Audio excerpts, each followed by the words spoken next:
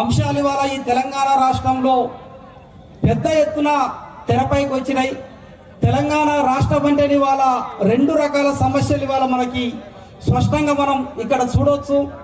ఒకటి ఆదివాసీల ధర్మయుద్ధం, రెండోది లంబాడీల ఆత్మగౌరవం.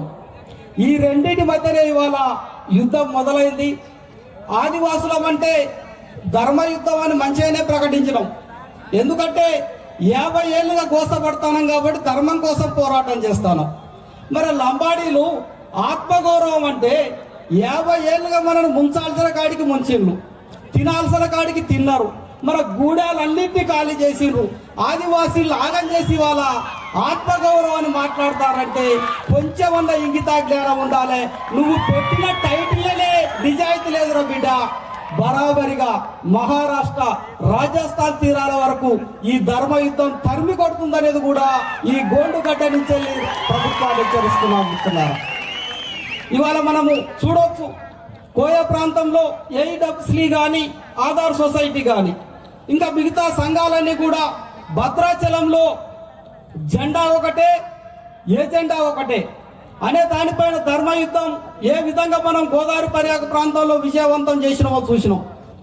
అక్కడి నుంచే అది తుడుందెప్పైనా, సంక్షేమ పరిస్థితి అయినా, సేన అయినా, మిగతా ఇతరత్ర సంఘాలైనా, ఉద్యోగ సంఘాలైనా, అక్కడ గోడ మీద కూర్చున్న నా తమ్ముళ్ళన్నా, బావి మీద కూర్చున్న నా అన్నలైనా, ఇక్కడ కూర్చున్న నా గోండు చెల్లెలైనా, అక్కడున్న మా గోండు కాదైనా, అక్కడ మాకు పువ్వు పెట్టే అవ్వైనా కానీ ఒకటే ఒక డిమాండ్ మిత్రులారా, లంబాడీ ఎస్టీ జాబితా నుంచి బరాబరిగా ఈ యుద్ధంలో తొలగించాల్సిందని ఏకైక డిమాండ్. ఆ డిమాండ్ వైపుగానే మన ప్రయాణం కొనసాగుతుంది. ఆ డిమాండ్ వైపుగానే మన పోరాటం సాగే క్రమంలో నీ ఆత్మగౌరవ సభలను పెట్టుకోకుండా ఆదివాసుల్ని రెచ్చగొట్టే కార్యక్రమాలు వాళ్ళు మొదలుపెట్టారు. ఇవాళ ఇక్కడ ఉన్న ఆదివాసులు మేమేం తక్కువ కాదు. గోండువాన రాజ్య ఆనవాళ్ళను పుచ్చుకొని ఆ వీరత్వం నుంచి వచ్చిన బిడ్డలు మేమెట్లుకుంటాం. మరి దెబ్బకు దెబ్బ, మాటకు మాట, మంచితనానికి మంచితనం, అదే మా ఆదివాసి సిద్ధాంతం. నువ్వు మాట్లాడితేనే మేము మాట్లాడాల్సి వస్తుంది. ఇవాళ ఈ సభకు వచ్చేటప్పుడు కూడా అరుణ్ కుమార్ ఈ సభకు రావద్దని కొన్ని ఆంక్షలు. గౌరవిస్తాను, పోలీస్ శాఖను గౌరవిస్తాను, ఇంటెలిజెన్స్ గౌరవిస్తాను, కానీ మమ్మల్ని గొంతులొచ్చే ప్రయత్నం చేయకండి.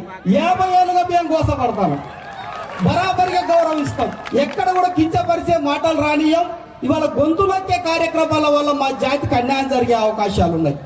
ఇక్కడ మనం ప్రధానంగా మిత్రులారా, ఇవాళ వాళ్ళు ఇస్తే సవాల్ ఏంటిది అన్ని చెప్పిండ్రు సాపుగా.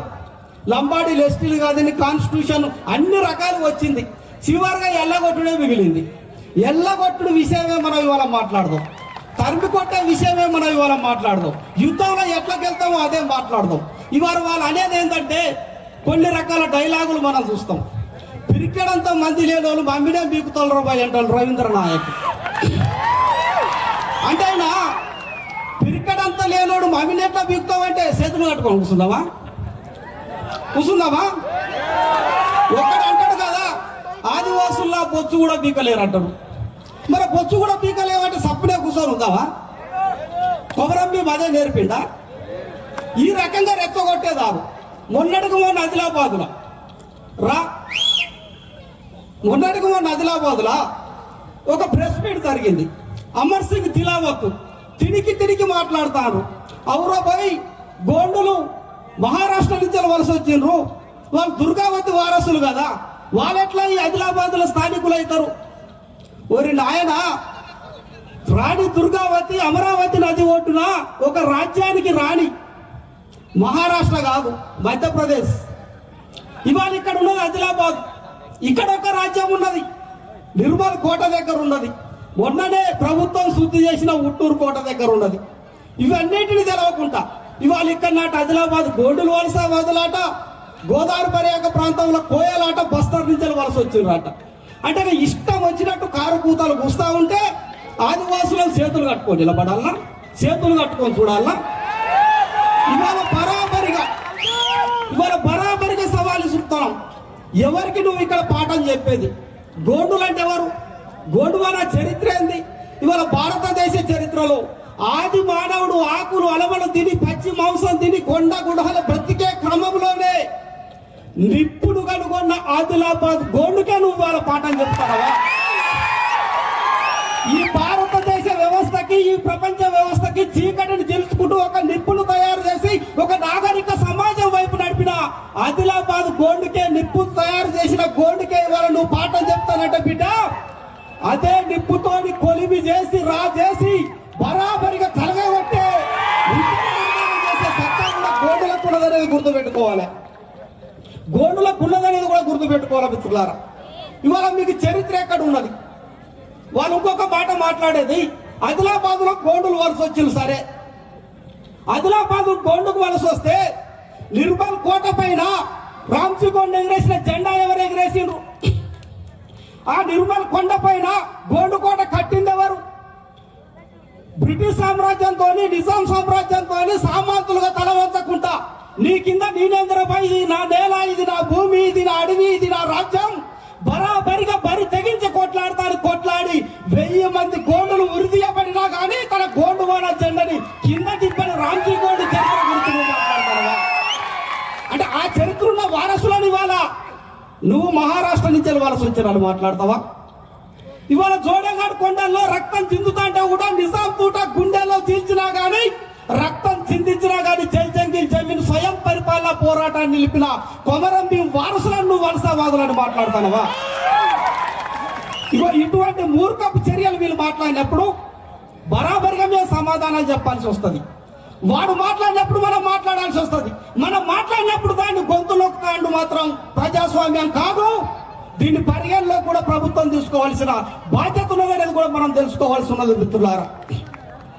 ఇవాళ అసంఖ్యాకంగా లంబాడీల వలస మీదనే కదా మన పోరాటం. లంబాడీ పోరాటం వలస మీదనే కదా.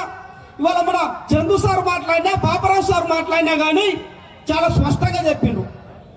మొన్నటి వరకు లంబాడీలకి ఒక విధానం ఉండే మిత్రులారా. అక్కడ మనం సక్సెస్ అయినాం. సభ కూడా దాన్ని గౌరవించాలి. 1950కి ముందే మేము నిజాంలో ఎస్టీలం, మేము బ్రిటిష్లో కూడా ఎస్టీలమే అనేది లంబాడీలు వాదించిండ్రు. 1950లే మేము ఎస్టీలం అన్నారు.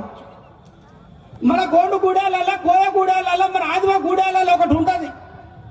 గానుగ మొత్తుల నూనె పేసి ఎట్లా ఒత్తి తీతామో తెలుసు కదా.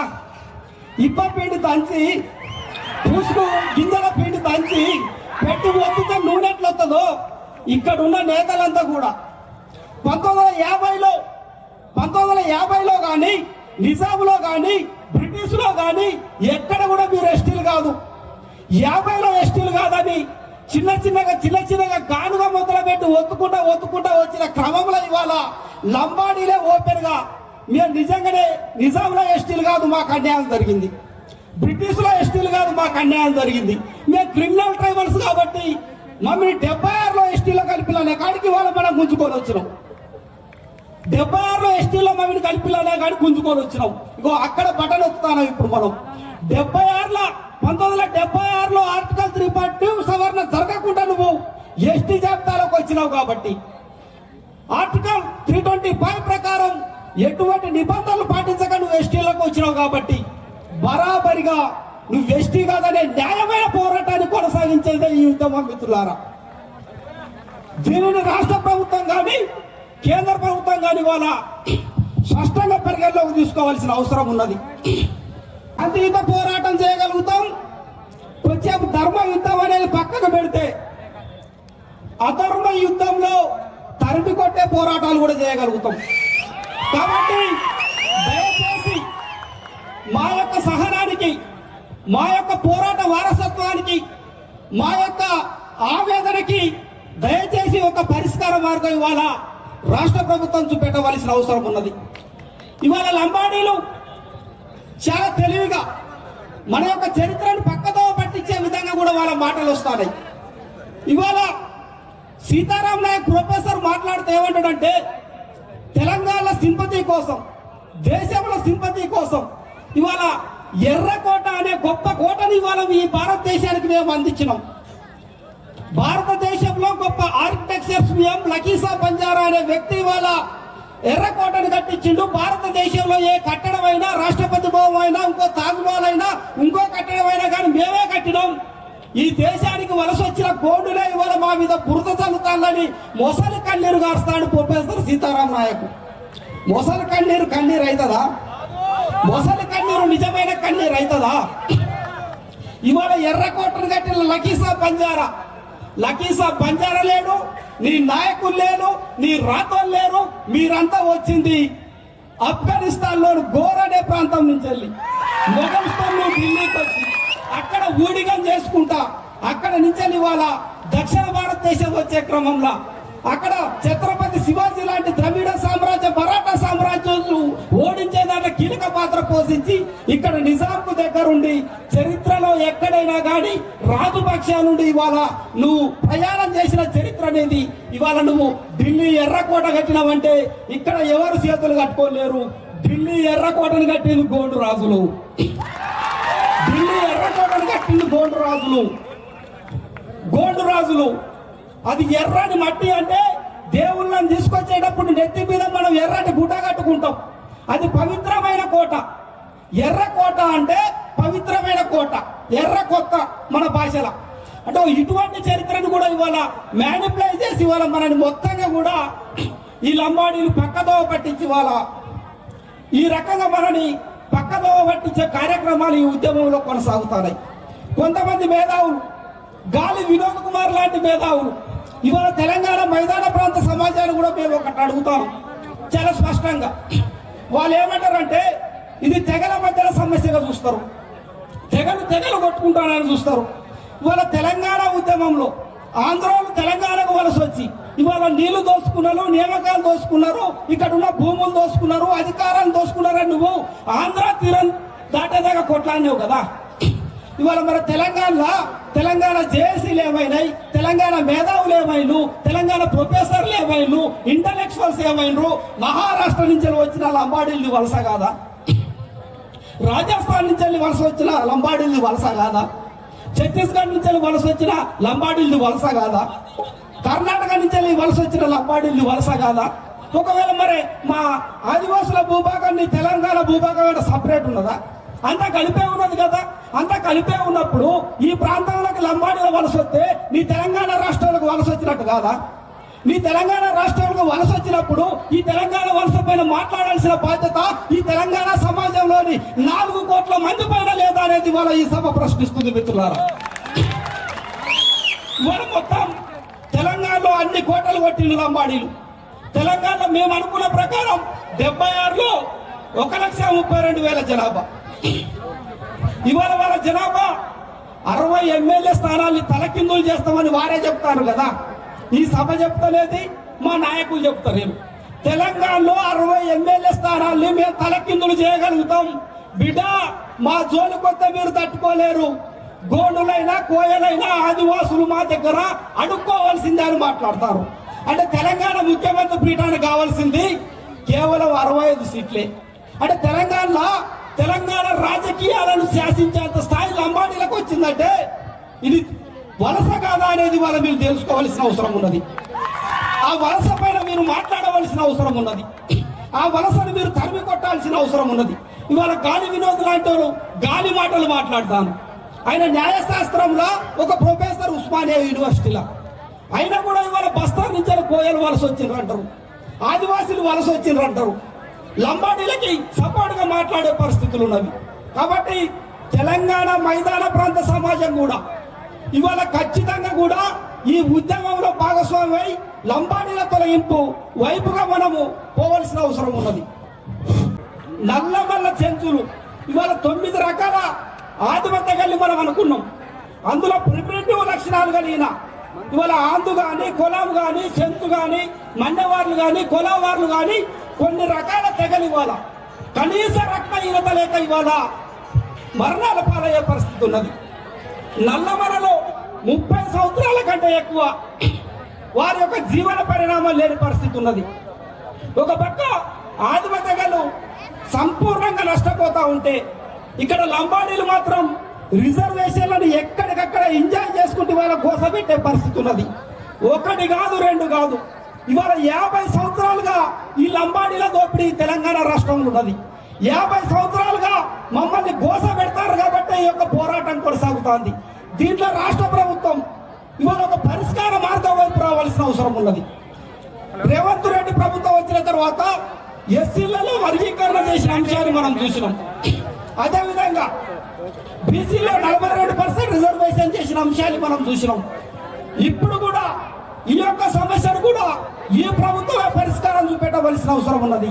మేము శాంతియుత పోరాటంలో వస్తాను, న్యాయమైన డిమాండ్తో వస్తాను, మా పిల్లలు కోసపడతాను, వలసతో ఆగమైతాలని వస్తాను. కాబట్టి ఖచ్చితంగా ఆర్టికల్ 342 కింద లేని లంబాడీలకి సుప్రీంకోర్టుకు ఇవాళ 76లో జరిగిన తప్పిదాలని రాష్ట్ర ప్రభుత్వం నివేదిక పంపవలసిన అవసరం ఉన్నది.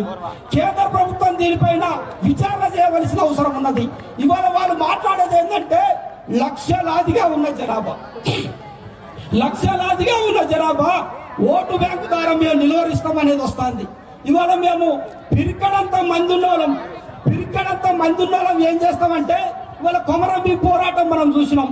నిజాం రాజ్యంలో 13 గుడాలే ఇవాళ భారతదేశంలో 18 రాష్ట్రాలకి ఇంప్లిమెంటేషన్ అయ్యే 5వ షెడ్యూల్ వచ్చింది. మన తోడేఘాటు గడ్డ నుంచి 5వ షెడ్యూల్ వచ్చింది కొమరం పోరాటం తర్వాతనే. ఇవాళ 18 రాష్ట్రాలలో 5వ షెడ్యూల్ అమలు చేసిన మా గోండు సోదరులకి ఇవాళ వీళ్ళు సహనం పెట్టొద్దు. ఇవాళ బిర్సా ముండా పోరాటమైనా, కొమరం భీం పోరాటమైనా, రామ్జీగౌడ్ పోరాటమైనా, ఏ పోరాటమైనా కానీ ఖచ్చితంగా కూడా చరిత్ర నుంచి తీసుకొని ఇవాళ మా పోరాటాలు అటువైపుగా పోకుండా చూసుకోవాల్సిన బాధ్యత ఖచ్చితంగా ప్రభుత్వాలపై ఉన్నది. ఇవాళ మేము తెలంగాణ సమాజాన్ని కూడా ఇంకొక హెచ్చరిక చేస్తున్నాం. ఇవాళ లంబాడీలు ఎక్కడి నుంచే లేదా వలస వచ్చిందో ఇవాళ సీతారాం నాయక్ రాసిన పుస్తకంలో చాలా స్పష్టంగా ఉంటది. మేమంతా కూడా మార్వాడి జెనెటిక్ సంబంధించిన వాళ్ళు రాసిండ్రు. మొన్న కూడా మార్వాడి గోబ్యాక్ ఉద్యమం జరిగింది కదా. మార్వాడి గోబ్యాక్ ఉద్యమంలో మార్వాడి గోబ్యాక్ రాజస్థాన్ అన్నప్పుడు మరి తెల్లతోలు కలిగిన లంబాడీలు మార్వాడీలు కాదా? మార్వాడి జెనెటిక్ అనే సీతారాం నాయకే రాసిండు కదా. మరి లంబాడీలు కూడా రాజస్థాన్ గోబ్యాక్ అనాలి అవుతాయి. తెలంగాణ సమాజం బరాబరిగా ద్రవిడియన్ మూలాలు ఇవాళ ద్రవిడ సమాజాలు కూడా గోండి ఆర్చి నుంచి వచ్చినవే. గుర్తు పెట్టుకోండి, గోండి భాషకి తెలుగు భాషకి సంబంధం ఉంటది, కానీ లంబాడా భాషకి దేవనగర్ లిపి హిందీకి సంబంధం ఉంటది.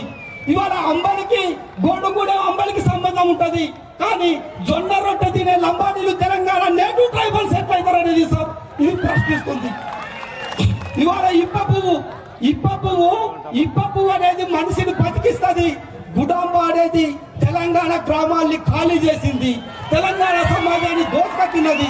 ఇవాళ భాషా పరంగా చూసినా, సంస్కృతి పరంగా చూసినా మా గోండుగూడానికి రా, ఎదురుగా ముత్యాలమ్మ ఉంటది, వెనక మైసమ్మ ఉంటది, ఎడమ దిక్కున ఎర్రమ్మ ఉంటది, మావురమ్మ ఉంటది, లంబాడ తండకు పో. ఈ 4 ఉంటాయా? మళ్ళీ ఎక్కడికి పో? తెలంగాణ మైదాన ప్రాంత గ్రామానికి పో. మళ్ళీ సేమ్ మైసమ్మ ఉంటది, ఎర్రమ్మ ఉంటది, ఇంకో అమ్మ ఉంటది. మరి ఈ అమ్మను లేని లంబాడీలు ఈ తెలంగాణలో నేటివ్ ట్రైబల్స్ ఎట్లా ఇల్లనేది కూడా ఈ సభ ప్రశ్నిస్తుంది. ఇవాళ ద్రవిడ ఆర్చిని, గోండి ఆర్చిని తెలంగాణ నేటివ్ ట్రైబల్స్ గా ఇవాళ మేము బరాబరిగా హెచ్చరిస్తున్నాం. తెలంగాణ మైదాన ప్రాంత సమాజం కూడా లంబాడీ వలసలకు వ్యతిరేకంగా మాట్లాడాల్సిన బాధ్యత ఉన్నదనేది కూడా గుర్తు చేస్తున్నాం. ఒకవేళ కనుక గాలి వినోద్ లాగానే గాలి మాటలు మాట్లాడతామంటే, గాలి వినోద్ ఏమంటాడంటే ఆదిలాబాద్ లో గోండులు వలస వచ్చినట్టారు కదా. తెలంగాణ రాష్ట్రం 2014లో తెలంగాణ రాష్ట్రం ఏర్పడేటప్పుడు భారత రాజ్యాంగంలో ఆర్టికల్ 3 అనేది సవరణ జరిగింది. భారత రాజ్యాంగంలో ఆర్టికల్ 3 డెఫినేషన్ ఏందో తెలుసా? భారత యూనియన్ లో ఒక కొత్త రాష్ట్రం ఏర్పడాలంటే ఈ భూభాగం అనేది గోండుల యొక్క భూభాగం.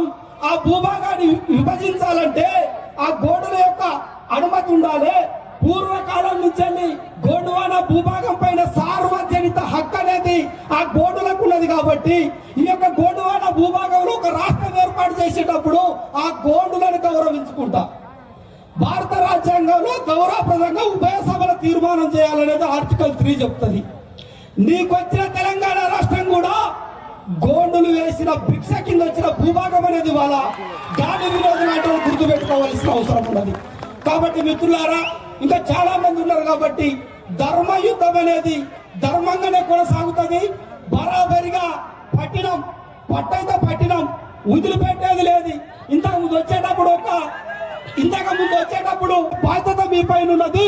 ఒకవేళ కనుక రాజ్యాంగ వ్యతిరేకంగా ఉన్న లంబాడీలను కనుక మీరు తరిమి కొట్టకుంటే మా గోడుగూడెలలో తప్పు చేసిన వాళ్ళకి చింత పరిగెలతో తరిమి కొట్టే ఒక సంస్కృతి ఉన్నది. దానినే మావా నాటే మావారాజ్ మావా సర్కార్ అనే మా కొమరం మేము మా గూడెలలో అదే అమలు చేస్తాం. బరాబరిగా తరిమి కొట్టుడు ఖాయమనే తెలియజేస్తూ ఈ అవకాశం ఇచ్చినటువంటి సభకు పెద్దలకు అందరు కూడా ప్రత్యేకంగా ఉద్యమ వందనాలు తెలియజేస్తూ